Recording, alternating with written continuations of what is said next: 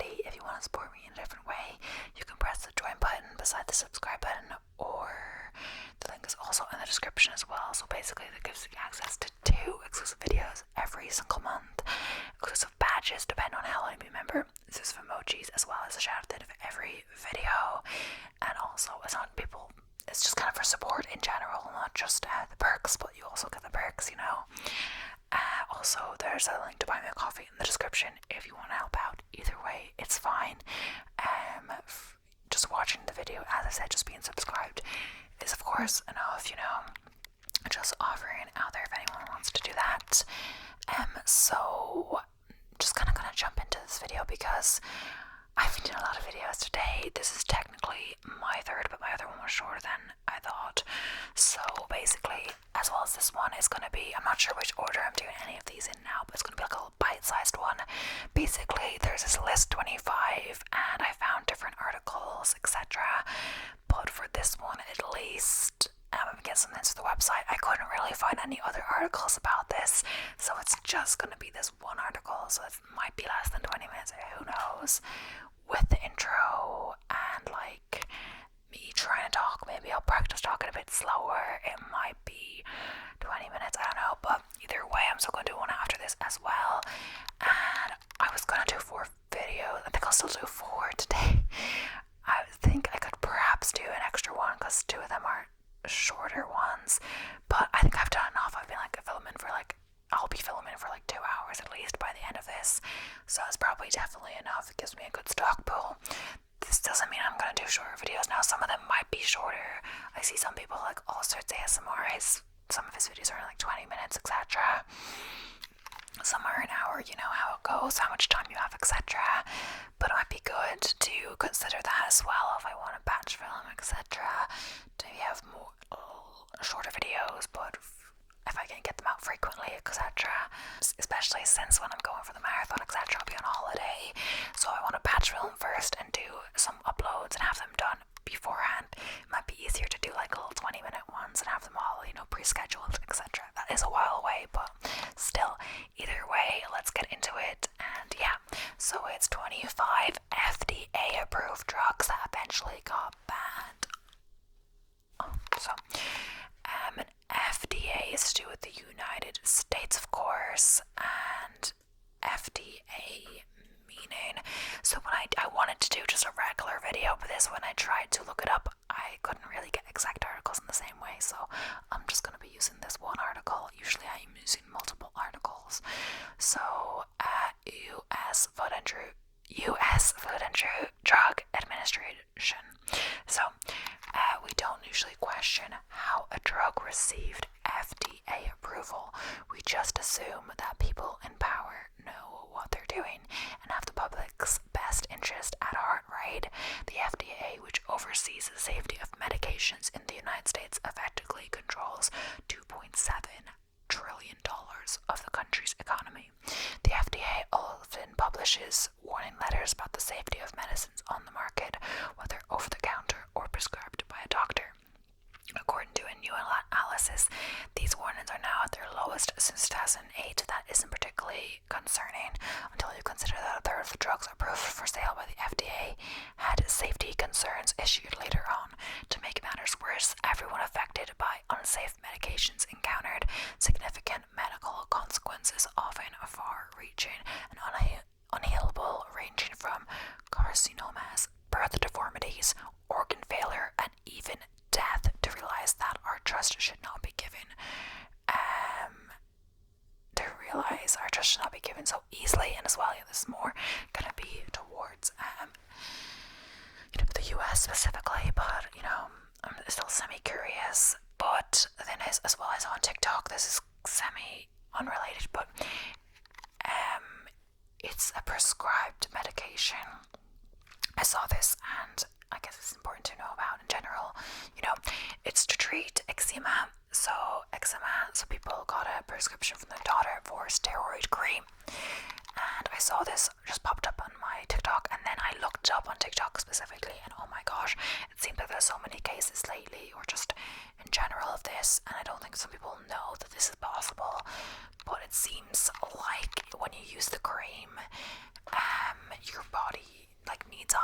dosage or something, or maybe it's because the doctor keeps prescribing like higher dosage was not working or whatever it is. And then, oh my gosh, somehow with the, I don't know how, honestly, but your body is like, does not like that cream or does not like the steroids or whatever is happening. And it can be, one guy was actually only 20 days on the cream, and it like attacked his whole body, like, and a lot of people, it's like all over their face and their whole body. It kind of looks like some kind of scab thing, but it's like, and this like affects them for months, even years, from using the steroid cream for a shorter amount of time once they stop using the cream. And there's a certain name for it, but this has affected many people. Eczema, steroid cream, I don't know exactly what it is. Reaction, I'm not sure what percentage of cases, but it seems like it's happened.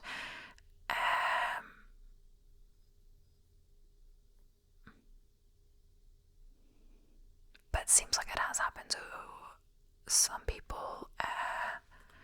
Skin problems, I'm not exactly sure. It's not showing up when I look up about it, but sometimes it could be withdrawal. Comes dry and but it can, last. Maybe it's like in a small percentage of cases, I'm not sure, but it can last much longer. So I just know that some people, like, they, obviously I assume their eczema, as I said, bad because they went to use the steroid cream in the first place. They've tried other things, etc. I guess it's the last resort or so.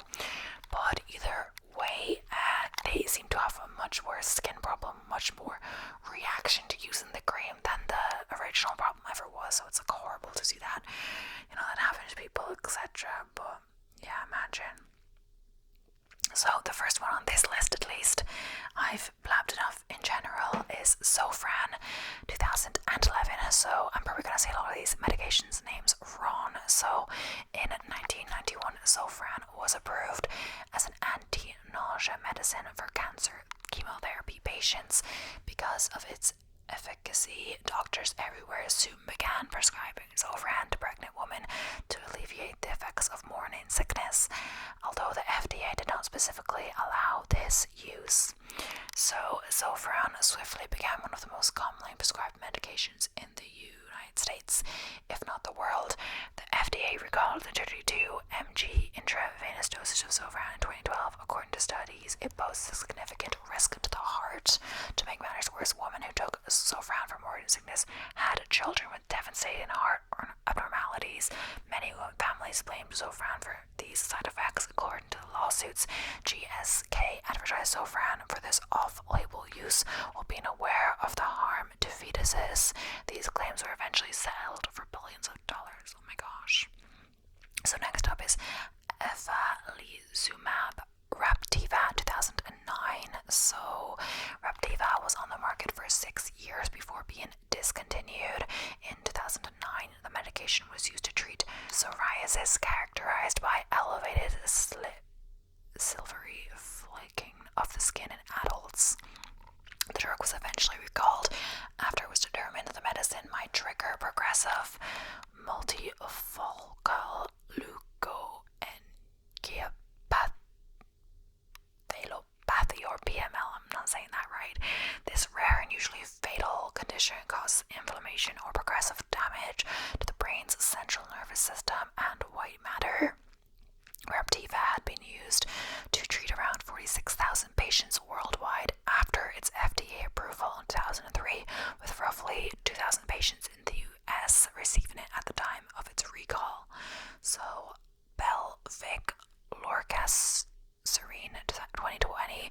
So the date that I say, or the year that I say after the medication, is the year it's recalled. So we know we may encounter risk when using a prescription drug to lose some extra weight. Sometimes the weight loss is enough to weather the result into bad news. Belvic, a prescription weight loss medication, was recently removed from the market. A clinical trial revealed an increase in the occurrence of cancer within 5 years in those who had used the drug. As such, the FDA recommended that Belvic manufacturer voluntarily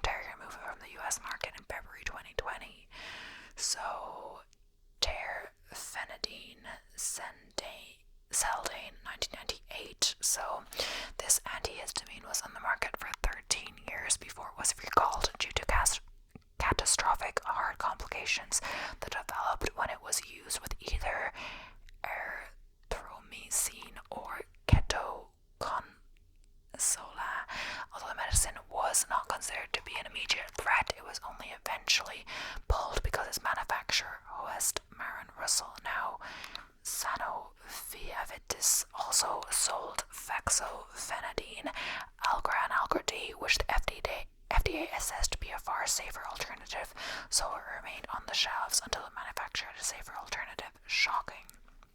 So, Zantac, Rani Dean in 2020.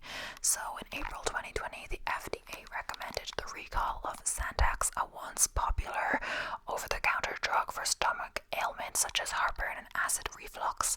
It was recalled after testing revealed that it contained significant quantities of the carcinogen N-nitrosodimethylamine, NDMA, not MDMA, which causes a multitude of serious side effects.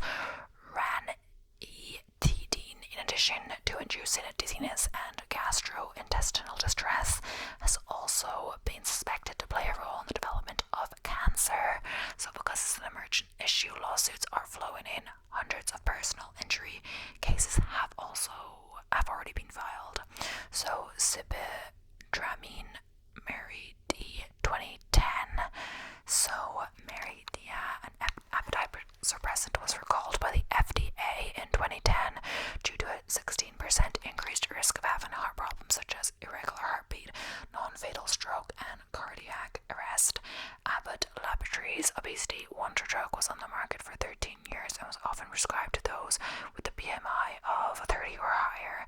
In testimony before a Senate committee on September 30, 2004, FDA reviewer Dr. David Graham listed Meridia with Crestor, Accutane, Bextra, and Severant as drugs whose sales should be discontinued due to their deadly side effects, even going so far as to call Meridia another Vioxx, a deadly drug we'll get to shortly. So, isotretinoin, Accutane, 2009. I thought people would still take Accutane. I'm not sure. Everyone growing up in the 90s has probably heard of Accutane. Accutane was the go-to remedy to treat severe acne. It was used by 13 million people worldwide between 1982 and 2009 when it was pulled off the market. However, generic isotretinoin is still accessible from a variety of manufacturers. The medicine, made by Hoffmann La Roche Inc., was found to cause serious negative side effects when used by pregnant women, such as birth deformities. It could also lead to other issues such as depression, psychosis, and even inflammatory bowel disease. Nosebleeds, joint pain, and skin rashes all eventually made their way to the list of negative side effects.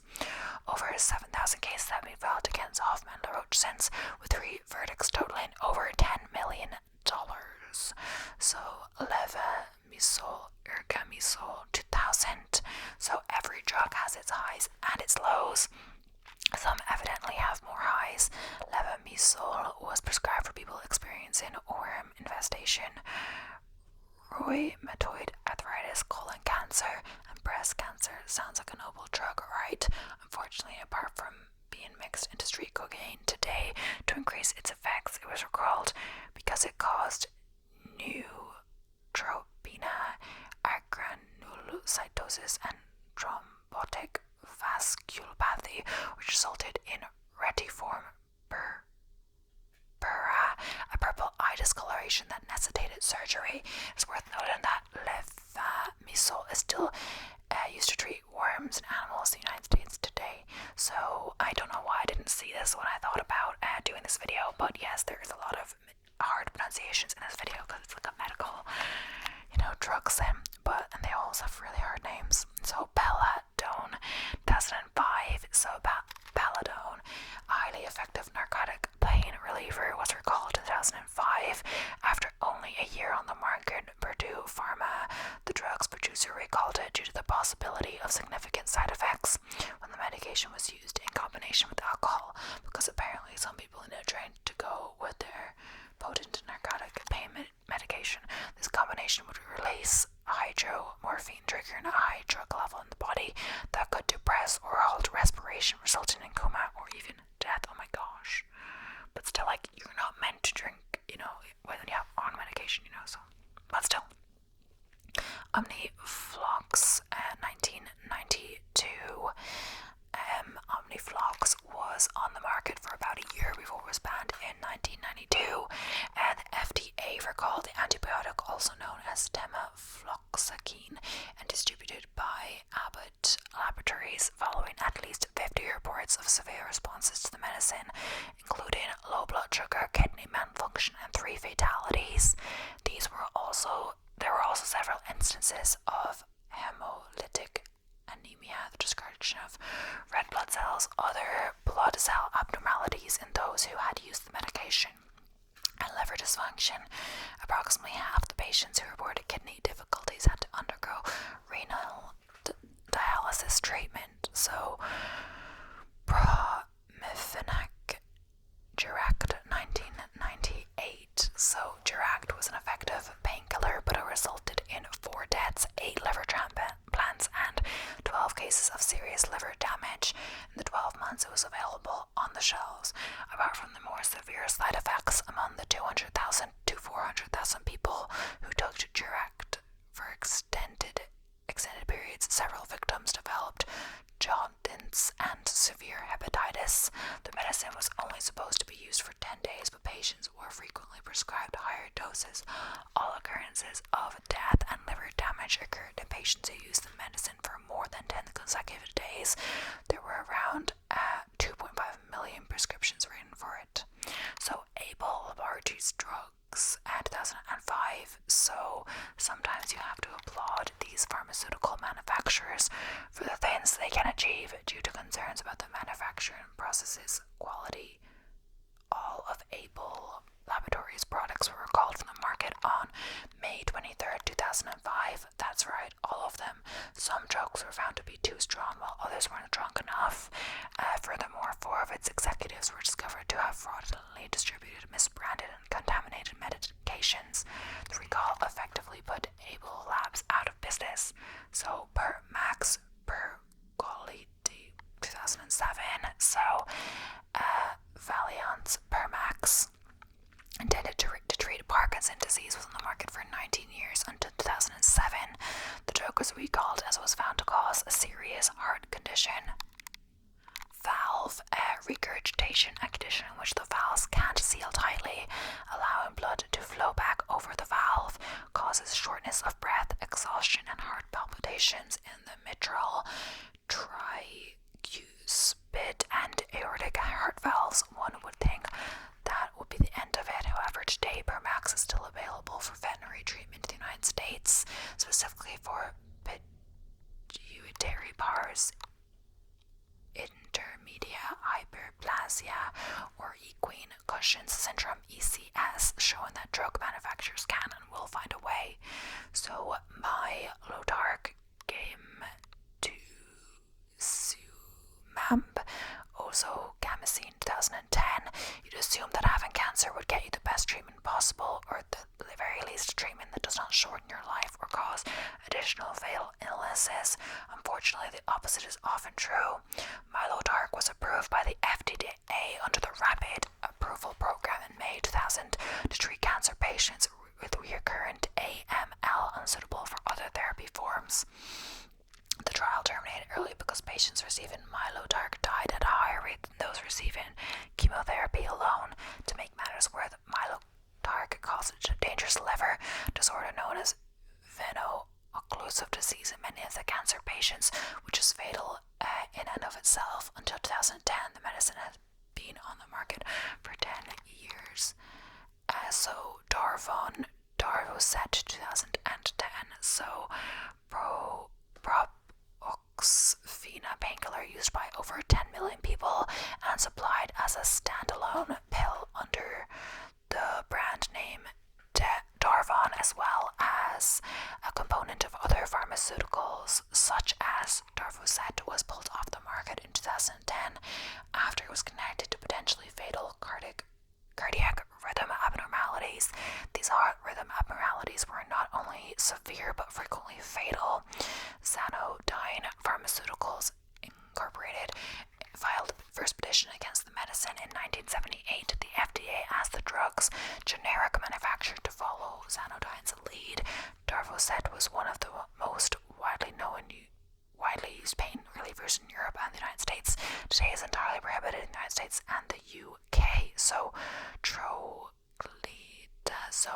2000. So the Resuline saga revealed troubling events surrounding the drug's withdrawal from the market. The FDA's handling of the situation was also questioned, as the FDA apparently delayed the process due to objections from Resiline's manufacturer. Additionally, an FDA doctor who voiced concern about the medicine was subsequently removed from his position at the request of Warner Lambert, now Pfizer, which caused even further delays in the recall. Resuline, an anti-diabetic and anti-inflammatory medication, was found to be associated with hepatitis. The use of the drug resulted in at least 63 deaths and multiple cases of liver failure. Before the recall, Warner Lambert generated over $2.1 million in sales from Resuline. So, Posicor, 1998. In 1998, Posicor, a prescription medicine used for treating hypertension, was recalled, giving us a spectacular example of what can happen when drugs get rushed to market. 123 people died as a result of taking the medication, which, while small compared to other drugs on this list, represents a significant portion of the 200,000 people who took Posicor in its first year on the market. While the medication is considered safe on its own, it has been discovered to be potentially fatal when combined with at least 25 other drugs. Baycol, Surivastatin, 2001. Basal, Surivastatin, 2001. So, Baycol was on shelves for 4 years, during which time it was regularly prescribed a medication for high cholesterol. However, the medicine was discovered to be exceptionally dangerous since it was linked to a very terrible muscle disease. Rhabdomyolysis is a disorder that causes muscle tissue to die, could eventually lead to kidney failure. Before the medicine was recalled, an estimated 100,000 people died. The manufacturer Bayer paid approximately $1.2 million to $1.2 billion in legal damages. So, Pemoline, Silert, 2010. So, on January 27th, 1975, the FDA approved Pemoline, a central nervous system stimulant for treating ADHD. For reports of liver complications arose in clinical studies in the United States long before its approval. The earliest instance of liver damage were discovered in 1973 and 1974 trials, where fatty liver deposits were found during a biopsy, and liver damage decreased when therapy was stopped, but it resurfaced when the drug was resumed. Using data from this and earlier investigations, the authors calculated that drug-induced liver enzyme abnormalities occurred in 1 to 2% of Pemoline patients.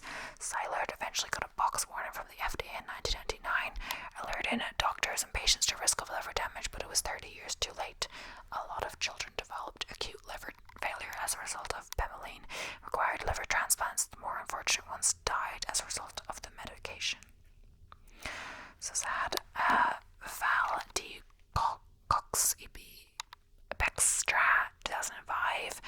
So Bextra, like Vioxx, is a non-steroidal anti-inflammatory medication used to treat arthritis, inflammatory conditions, and other inflammatory conditions. It was taken off the market shortly after Vioxx due to similar concern and increased heart attack and stroke risk.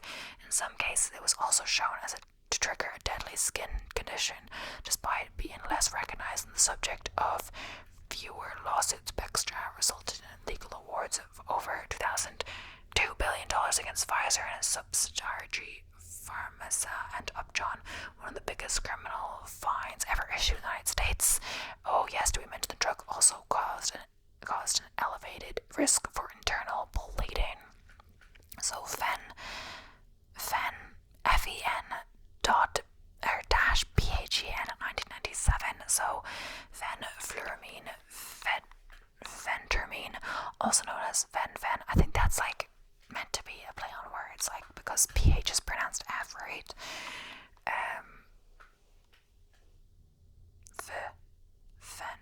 I don't know. Used to be one of many miracle weight loss medications on the market.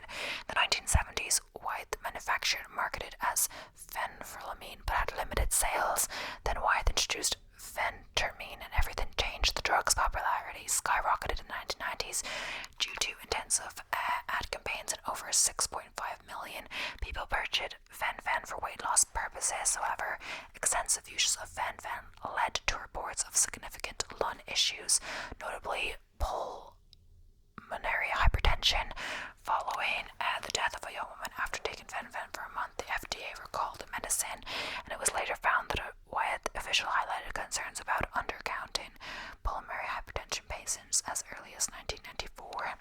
Over 50,000 victims filed lawsuits against Wyeth, and the firm had lost an estimated $21 billion in legal defenses and fen-phen damages. So, dilystesterol test 1971. So, dilystesterol was recommended to pregnant women for nearly 3 decades to minimize the risk of miscarriages and other pregnancy issues. The medical establishment at the time thought that some women did not produce enough estrogen for safe delivery, and the DES may compensate for that. Even though research has demonstrated that DES was ineffective in 1953, doctors will continue to prescribe it for years to come. To make matters worse, DES caused a rare form of vaginal cancer, and girls exposed to it while still in the womb. Those who suffered side effects from DES won a landmark product liability case in 1980. The California Supreme Court ordered all DES manufacturers to pay an amount in line with their earnings of the drug's market share while it was being sold as part of the settlement. So, phenylpropanololamine PPA 2000. So, PPA, a psychoactive drug with a long history of use, makes it to number 3 on today's list because the FDA never formally approved it. That's right. The drug was used for everything from diet to cold medication to treating psychological illnesses for decades while residing in a kind of limbo where it was neither banned nor endorsed. So that is until a study by Yale University in 2000 revealed a link between the drug and cardiac events and stroke, particularly among women. The study indicated that for every 107,000 to 3,268,000 women who used items containing phenylpropanololamine within a 3-day period, one woman would have a stroke. The FDA believes that if PPA had been replaced with something less dangerous, 200 to 500 strokes may have been avoided each year. Over 25,000 lawsuits have been filed against various drug manufacturers, with judgments of damages totaling hundreds of millions of dollars. So the next one is Vioxx. I think I was pronouncing it wrong before, but it was mentioned before, and that was banned in 2004. So Vioxx, also known as rofecoxib, was a medication for pain relief frequently employed to alleviate arthritis pain. At its peak, more than 20 million people used the medicine, earning Merck & Co. $2.5 billion in annual sales. Then researchers discovered that Vioxx raised the risk of having a heart attack or stroke. According to one Vioxx report, up to 140,000 patients developed coronary heart disease after using it. 2004, Merck voluntarily recalled Vioxx. However, subsequent reports indicated that Merck and the FDA had overlooked proof of severe side effects for years before the recall. Merck eventually had to pay $4.8 billion to settle all Vioxx-related litigation. The Vioxx recall is regarded as one of the largest in U.S. history. So, thalidomide 1961. So only one drug can feature in our number 1 spot today, as the recall was one of the most transformative recalls in the history of the FDA. Thalidomide, also known as immunoprin, was developed by Shemi Grunthal in 1954 and was initially used as a sedative. It was eventually prescribed to pregnant women to alleviate morning sickness throughout the late 1950s. Thalidomide became available as an over-the-counter medicine worldwide. However, the drug was discovered to have caused thousands of severe birth defects. The National Institute of Health said it was the biggest man-made medical disaster ever. Following the crisis, Congress enacted the Kefauver-Harris drug amendments, which gave the FDA the authority to monitor medications and required manufacturers to document the adverse side effects of their products. So it's actually crazy that that's the end of the list, but it's crazy that in Vioxx and stuff like that, they knew about the problems, or they had some knowledge of it. Maybe they didn't do research into the extent saying like it came up in studies and stuff like that, but they don't report it or, you know, try to, you know, they don't withdraw it because of, you know, they're making money from it and it's successful, but it's only because people haven't discovered the problems yet, you know, that it's doing that, and they knew beforehand they could have prevented many, you know, deaths or like people serious conditions, etc. So it's crazy. But either way, that is the end of this article. I don't know if this video is as short as I thought it would be, but either way, that was just one article that I did there. So I think I'll be moving on to my last video after this. I've been filming for quite a while at this point, but either way, anything to batch film and for you guys. But yeah, thank you so much for watching. I hope you enjoyed. So sad about these drugs, etc. But at least they got banned, but there's always gonna be new drugs, and then, you know, you can't know everything before it goes out on the market.